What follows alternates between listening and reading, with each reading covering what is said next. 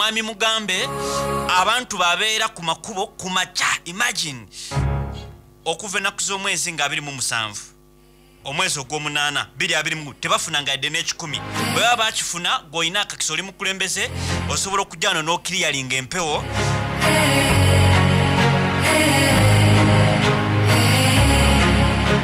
Nokuba Omulanga is executive director mukyala Kisaka. Oyo bannange senga yali ayita mu kalulu senga twamufuumuula dda.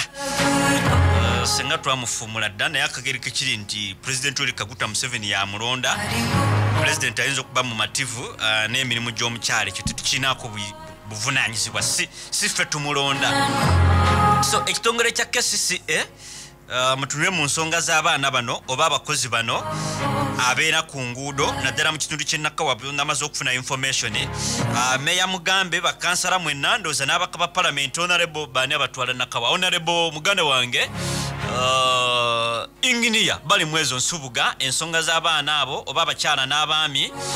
Honorable Joel Ssenyonyo omubaka w'e Nakawa ngawe mugabana Nakawa West ne Nakawa East ne Meya Mugambe ngawe mutwala Nakawa ne bakansala mwenna n'olukiiko lwenna mulowooze ku bakozi ba KCCA abeera ku nguudo. Ekyo kiwedde.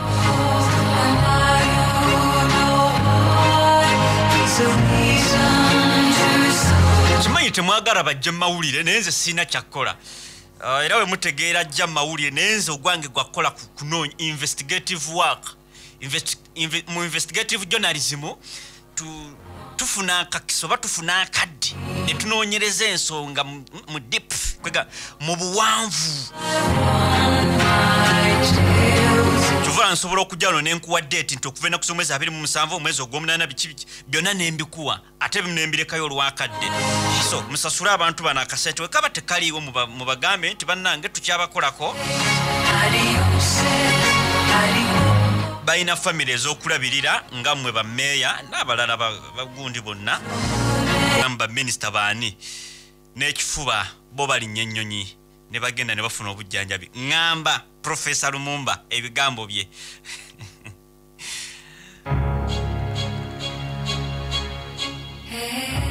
Lunaku lwakubiri ng'abasawo bataddewo ebikola.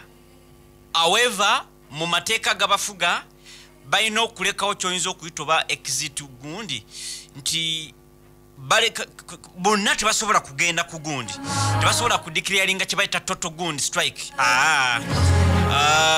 Babako abakyala abazaalisa emergencies ezo zo basigala nga bazikolako okusinziira ku professional ethics zaabwe na biki bye bagoberera code of conduct n'ebirala byonna n'amateeka gabalungamya n'ebirayiro bye bakuba. Basigala nga atisi bateekawo naye ndowooza olwaleero tujja teekesira waliwo alipoota gye nafuna newankubadde abamu bangamba sebo tewatumaliddeyo sobi kati mu state of the nation tugenda gatta of course ebintu bingi.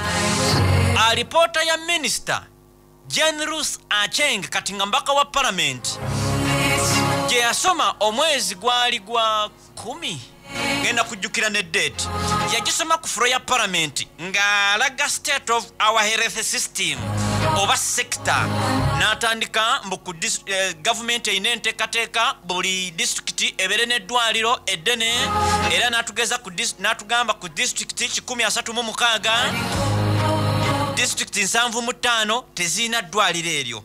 Nkikuddiramu ku district 136 district 75 tezirina ddwaliro lirina kubaamu. Era mbu buli ddwaliro lino lyetaaga billioni 7 okuliteekawo. Kati bw'ogattako misoso basawo ebikozesebwamu kigundi public information tetulina kye tukweka. Ngenda banoonyeza emisaala gy'abakozi ba gavumenti public servants 2021 era olwaleero tutandika n'abasawo gwe gbeera ng'ommanja tugende mu bannabyabufuzi omenye chairman wa district yafuna ssente meka kasita omuntu abeera public servant tujja yingira Geno omulamba mu ggye lya UPDF afuna musala gwenkana wa okuva ku Geno okutuuka ku Lance Corporal eri wansi ekyo nkyeyamyo kikola wuliriza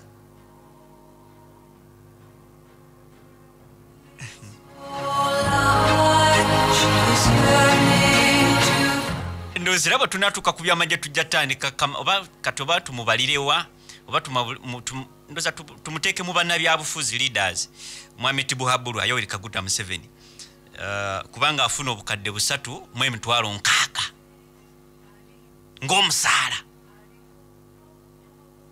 ate gye bujje ku COVID we yatutamira n'atuwaakoko yatuwaako percentage ki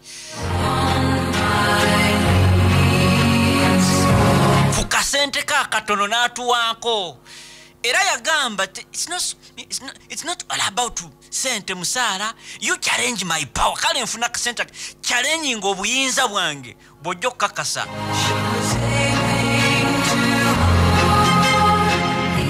mbadde nkugamba ku by'obulamu nti bannaffe poze bya Lumumba nti kibe kifuba kibatwala ebweru in fact nja kuwa na reporter wakuba baludde ofulumya reporter sente ze twalinga tukozesa paya annually ku bantu be tujjanjabira ebweru w'eggwanga era nabo bakozi ba government sife baperegesi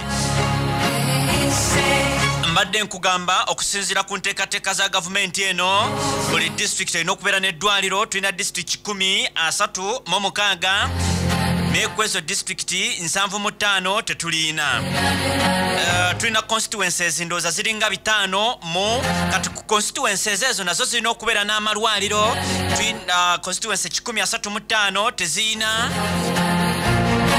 town councils sub counties biki reporter ngenda gikuwa mu bujjuvu kuba leero njagala kugenda ku kyamisaala njagala genda ku kyamisaala okuvira ddala ku mukulu akulira eddwaliro gwe bayita head of National Referral Hospital ndoza lye Mulago goberera okusinzira ku salary structure for medical workers financial year 2022 Director General of Health Services omwezi afuna obukadde 9,212,709 oba bagibala bati eyo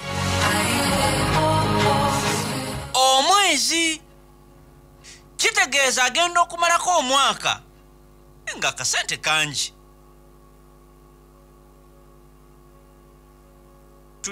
eno gundi oba nkuwe zombi naye tezaawukana nnyo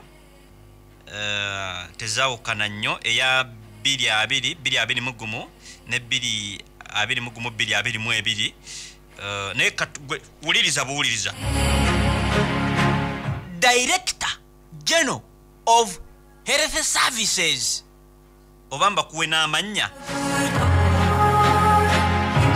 nentandika kuwa amannya ga kiyinza ate okututwala mu kintu ekirala amannya kangaleke that's none of my business nentandika kuwa wano mannya oyinza okungamba neesekadde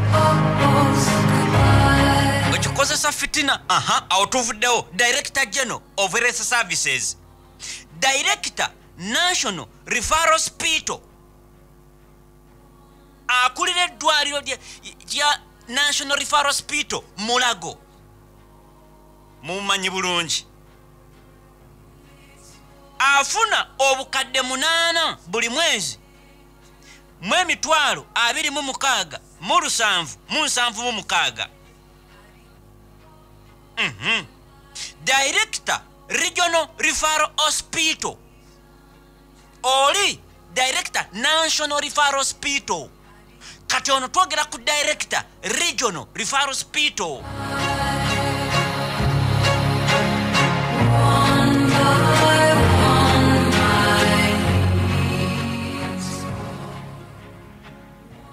gwe twasose Director General Health Services gwe tuzeeko Director General rather Director National Referral Hospital that's Mulago obukadde 8,226 n'obusente obugwamu ne tugenda ku ne tugenda ku director special tubadde ku director regional referral hospital afuna obukadde 7 4,40 mu 2 naye waliwo ne director specialized health institute naye ali mu bukadde 8 4,26 mu 7 wuliriza bulungi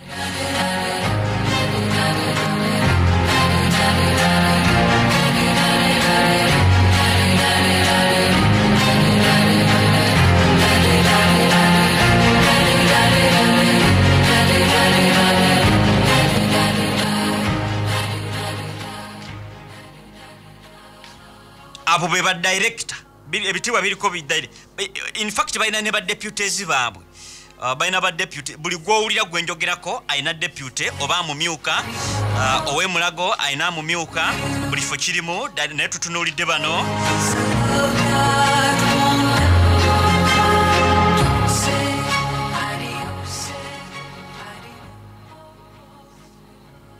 kati waliwo deputy director NRH and specialized units afuna nayo obukadde 7 3,37 mu 7 mu 62 senior consultant eyebuuzibwako senior afuna obukadde 7 mu 3 obukadde 7 mu 3 mu 7 mu 2 senior consultant commissioner mu ministry y'ebyobulamu afuna obukadde 7 zezimu afuna zezimu consultant nga tataddeko ka senior afuna obukadde 6 mu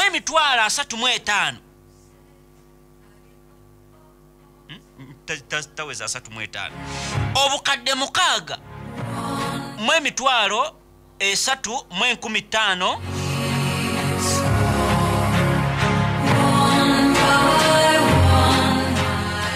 mu 67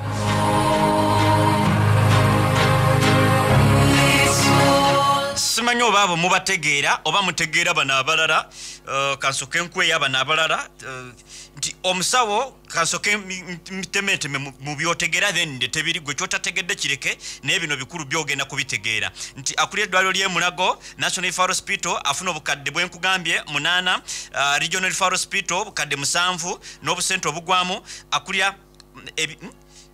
akulira eddwaliro lya district afuna obukadde 5 akulira kye bayita head of health akulira ebyobulamu mu district afuna obukadde 4 mu 60 n'obusente obugwamu doctor mu health center 4 afuna akakadde kamu 20 n'obusente obugwamu doctor mu health center 3 afuna 85 mu obusente obutonotono doctor mu health center 2 afuna 60 n'obusente obugwamu obutonotono nansi ayambako mu kulongoosa abakyala simanyi biki afuna 30 mugumu n'obusente obutonotono kati ebisooka obikwate obere nga omanyi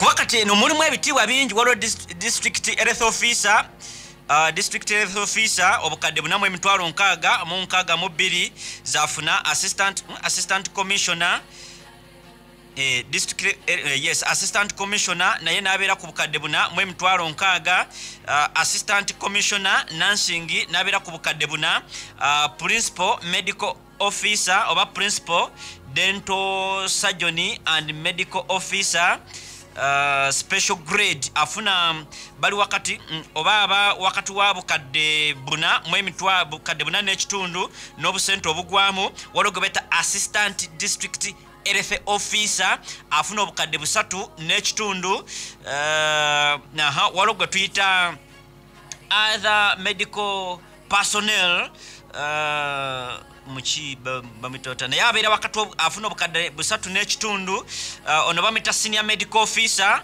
afuna obukadde busatu mu emitwalo gye asatu dental surgeon afuna sente zezimu other medical personnel bali wakati w'obukadde busatu mu emitwalo 10 medical officer dental surgeon pharmacist naye afuna obukadde busatu other medical personnel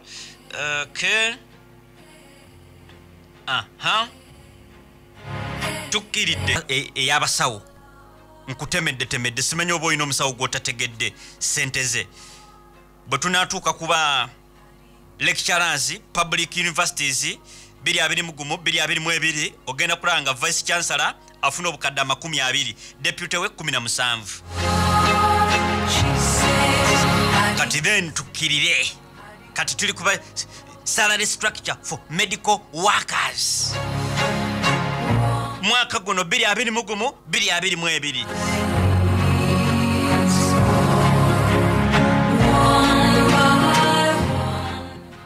kakati mulimu grade mu bana abasawo other medical personnel mu grade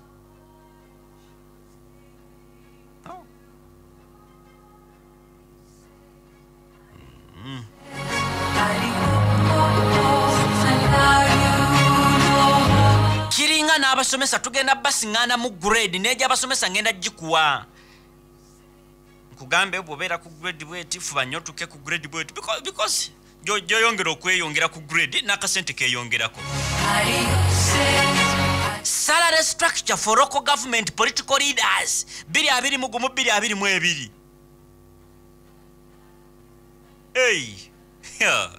chairperson wa district obukadde 238 kitegeeza omwaka gugenda okugwako ng'alina miliyoni oba nazonzo ogende naye gwe gatta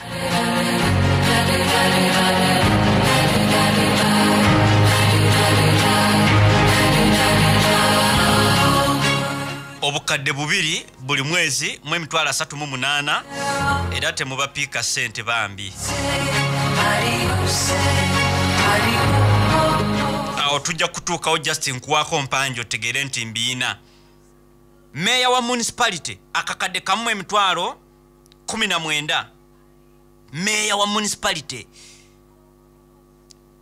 deputy mayor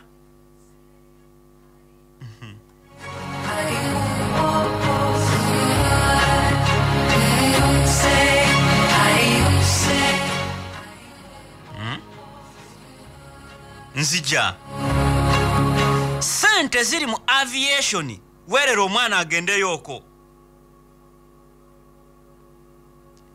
kubanze ndaba atandikibwako ali mu bukadde 11 omukulu waggulu eri bukadde 16 mu emitwalo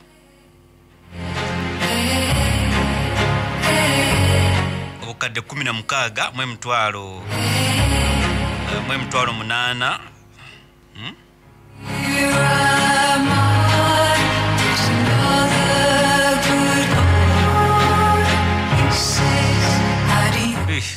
8 mu 7 mu 7 mu 38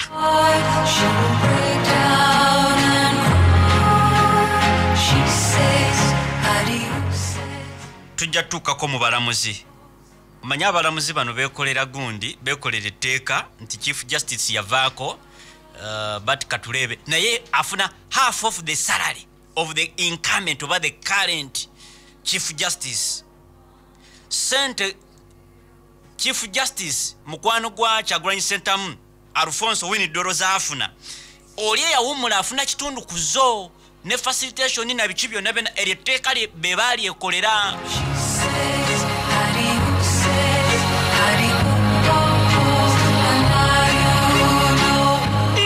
wano wali sente director public prosecutions milioni 22 5 buli mwezi. Deputy director of public ngenda batukako wano mulindeko ngenda batukako. Chief Justice basebo ne banyabo nga tugenda kugundiye afuna obukadde 26,500 obukadde 26,500 kati kitegeeza oli yavaako temera wakati afuna half of the money.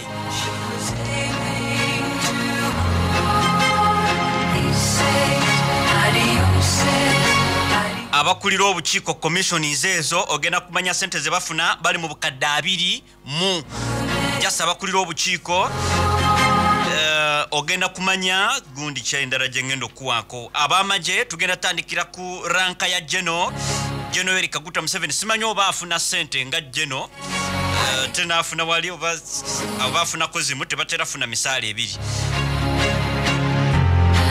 Of course n'abakulembeze abalala ngenda bawa wano executive directors Jennifer Musize bali bafuna n'omukyala aliwo. Leero tukutte ku kibeta health sector bali mu kwekarakasa olunaku lwakubiri bagamba twagala otwongeza kasente. Nkubulidde akulira eddwaliro lya Mulago sente zafuna paka ku mitwalo 30 eri abo abayambako abakyala abayambako mu kulongoosa. Sofa abantu 8 bebagala okuwangulira ebifo mu paramenti egenda okuddako n'abasajja. In fact omusajja te abadde interim leader oba interim leader munda mu ggwanga ery'omugenzi Kanumwama Gaddafi yajjeyo empapula kyokka yali alayidde obutajjayo mpapula obuteesimbawo. Abantu bonna abagenda okusavinga ba interim leaders kati prime minister gwe bazizaako munda mu ggwanga erya Sudan ezimu ku ndagaano ze bateekako emikono bagamba ffe tugenda kutwambuza kye bata interim leadership. Bwe tumala okutuuka kalu tetugenda kwesimbawo. Omusajja yekyusiriza mu kitinga embazi yajjeyo empapula ayagala bwa president ekiri munda mu ggwanga erya Afghanistan. Bano abasajja balina amateeka ngenda gakuleetera. Of course tugenda funa n'amawanga amalala mangi. Munange bwe twogera ku mawanga agali obisa Africa yokka. Era ndowooza enkya ngenda kukuleetera speech ya Professor Lumumba ng'agamba tambulako eri mu Arab worlds Arab nations Pakistan gende Syria gende Afghanistan abo ba Stan abagabanga galiko Stan.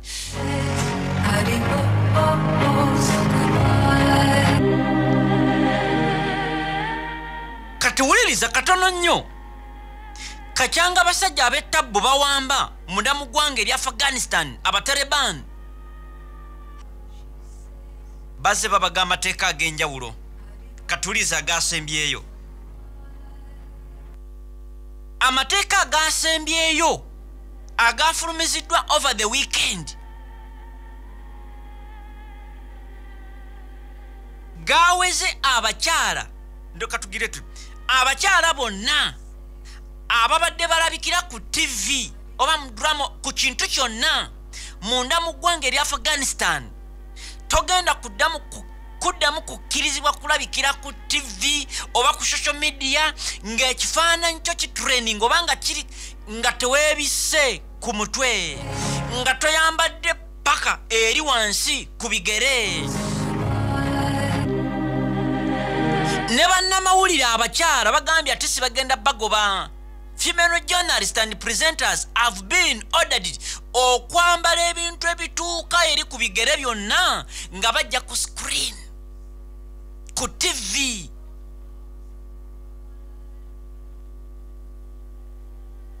Reporters bagamba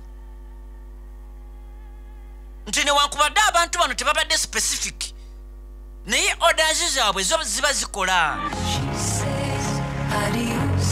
Kakyanga abatalibani bakutwala obuyinza mu Afghanistan mwezi gwali gwa August oba August baze bateekawo gradually kwegamba mpola nga bateekawo imposing kye bata harsh restrictions.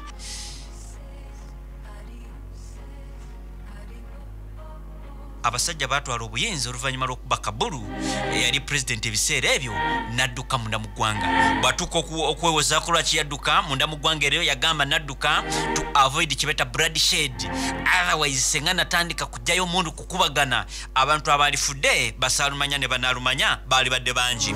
Kati kakyanga kabinja kana ak'abataliban koyinza okuyita militant Islamist group which took control ng'amagye g'eggwanga erya America gatandise okuvaayo. Bakomezaawo ebintu byonna byeba amateeka gonna ge baalina mu mwaka gwa 1990. In fact, mwaka gwa 1990 women were not supposed to go to school. Imagine, just mwaka gwa 1990 myaka si mingi gye myaka 3 mu gumu.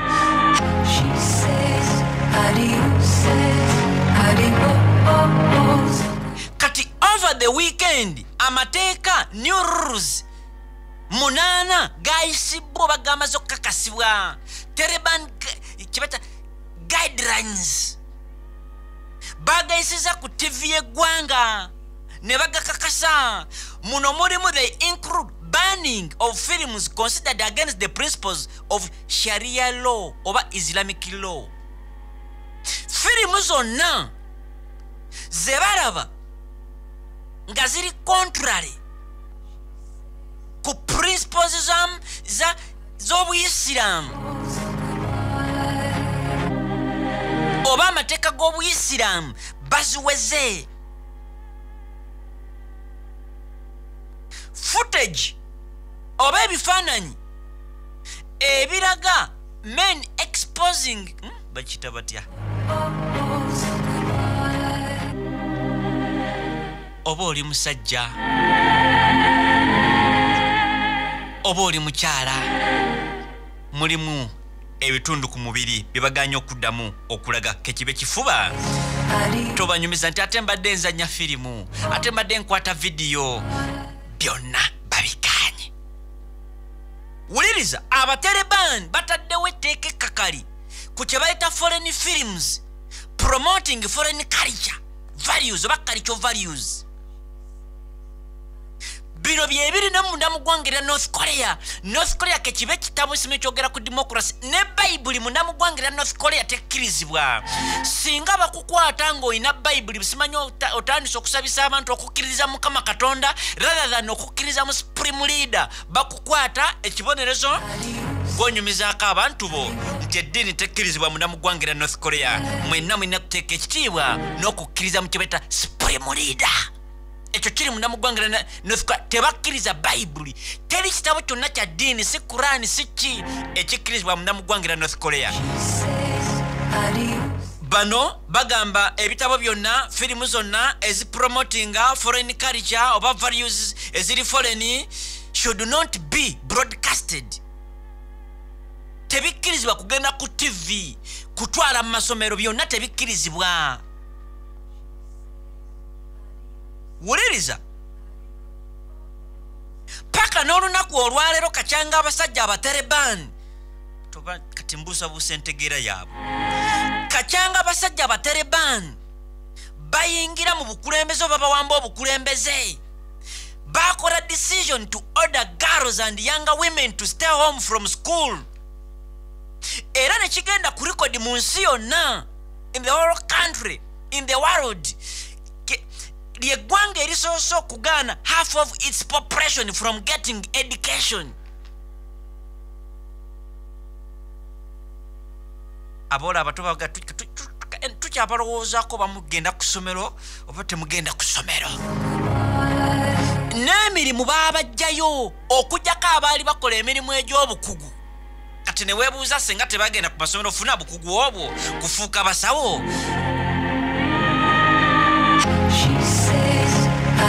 Kubanga bayise etteeka mu kibuga naddala capital Kabul, meeya wa Kabul n'obukulembeze obujja bwagamba abakyala bonna municipal employees to stay home unless their jobs couldn't be filled by a man. Nti okujjako ng'omulimu gw'okola gw'omukyala omwami tagusobola. Awo gw'omukyala sigala naye omwami waba agusobola weddira ewaka stay home.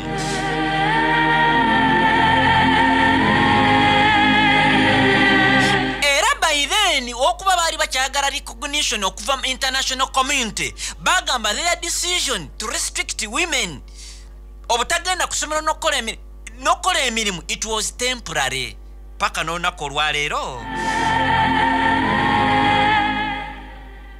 bagamba tugenda bazaayo ko muve mu masomero. It is temporary kwegamba kyakaseera as we ensure all workplaces and learning environments are safe. Tufuna abakyala bwe basomeseza bwe tubafunira masomero gaabwe paka n'olunaku olwaleero agamateeka mapya ate gakolerawo. Kyokka ebibonerezo senga togagira bikambwe nnyo biri byennyini ebya sharia law nti omuntu waaba ayenze kumutemako omukono era kye bakola basebo ne bannyabo eggwanga lye twogerako balita Afghanistan.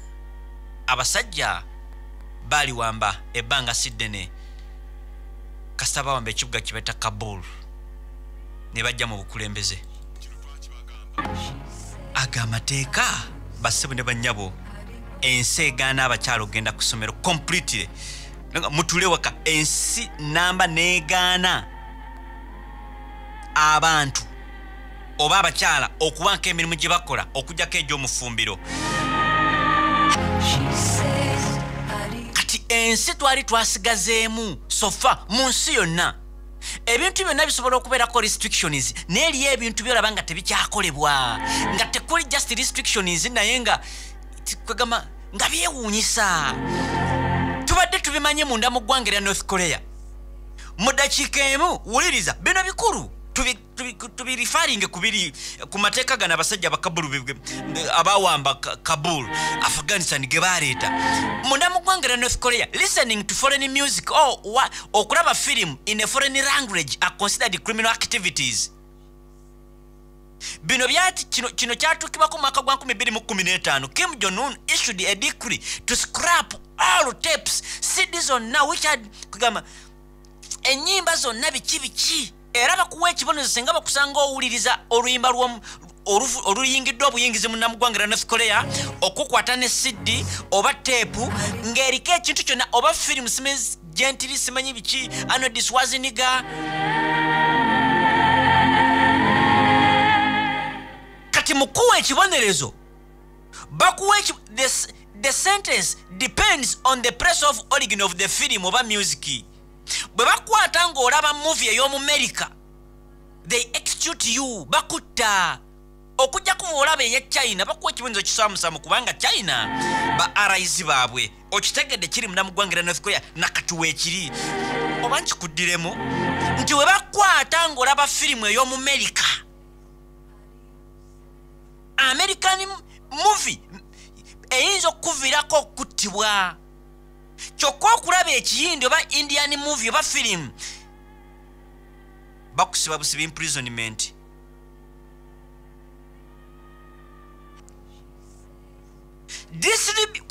Okusansanya to distribute pornography death kufa. North Korea making kibaita international calls okubeera n'okuba mu nsimbu ya America is musango. Mwaka gwa 2007 a man who made several international calls was killed. Maamute okubanga yakuba amasimu ag'enjawulo mu mawanga ag'enjawulo. Uliriza okwebakira mu lukiiko nga bano baminisita baffe bwe beebaka bonna nga beebasika anyway abasinga nga beebase. Okwebaka in the meeting while Kim Jong-un ng'ayogera capital punishment. Era example defense minister gwebaita Yo Chol was executed mwaka gwa 2015 with anti-aircraft gun in front of abantu 10 lwakwebakira mu meeting nga Kim Jong-un ayogera ku mukono Kim Jong-un ayogera webaka. Example njikuwadde North Korean defense minister yattibwa 2015 kwebaka nga Kim Jong-un ayogera.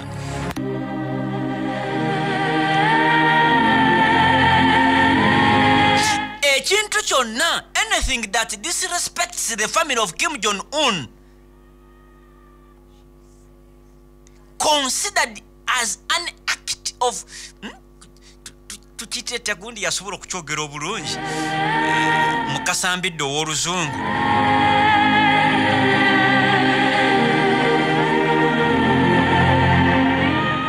kati wuliriza waliwo omukyala kino kyengenda okukomako for today waliwo omukyala eyasibwa for trying to save omwana we instead of a former president Kim Tu-sang portrait nti mu kifo ky'okusavinga oba nja kuleetera story mu kifo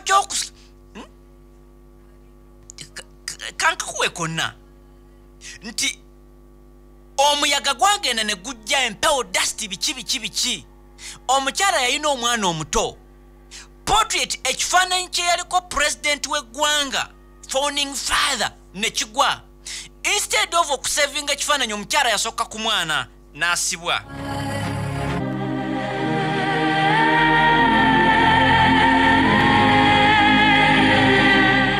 eggwanga erya North Korea only male government officials are allowed to drive.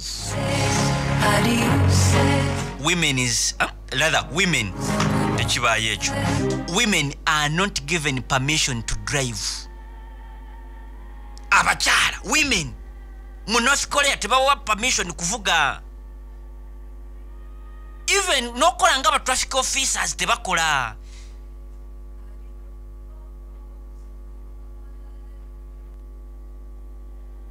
Ampuliriza ebirwa kimbirese kiri mu Bataliban. She says, how do you say, how do you okunywa enjaga kukkirizibwa jini zibazigaana nti kabonero kaabali eri capitalism na biki abakyala abambala zi bikini bazigaana era okwambala skate erina okubikka amaviivi waliwo chano za TV 3 zokka kati olondako kwezi 3 tokkirizibwa kufuluma ggwanga nga tolina permission be balina access ku buli kimu ekiri sinema internet biki byokka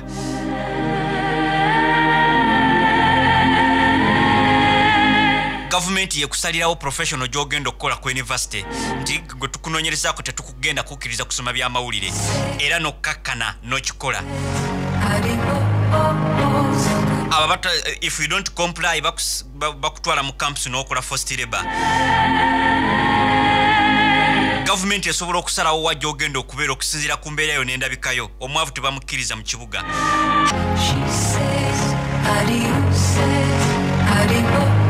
teri munansi akkirizibwa kutuumibwa linnya lya Kim oba omuntu yenna yali abaddeko president. Citizens are not allowed to have the same name as the current president Kim.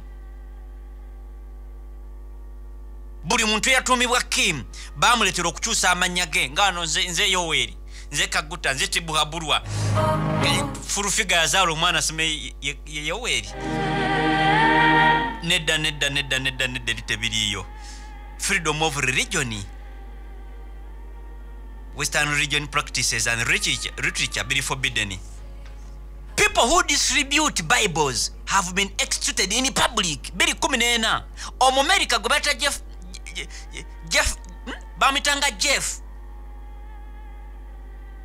was imprisoned for 5 months because he had forgot a Bible in the bathroom of a restaurant. Emyezi ngali mukomera obebirala mbirete mwansabye North Korea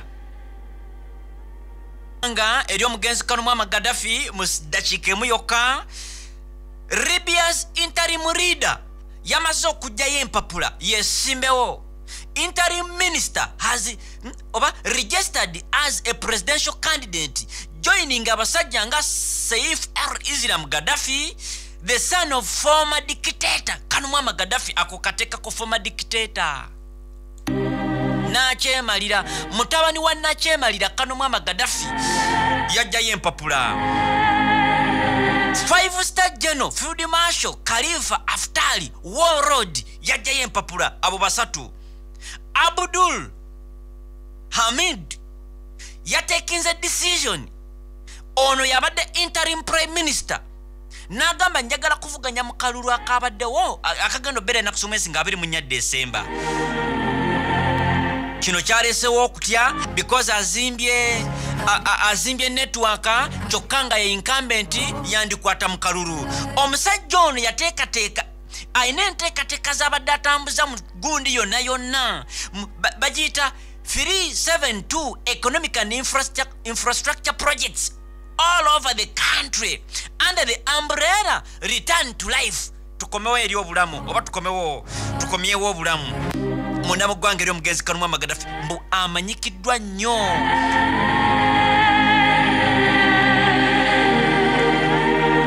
Ono musajja mugagga. He is a businessman based in Misurati. He has been surrounded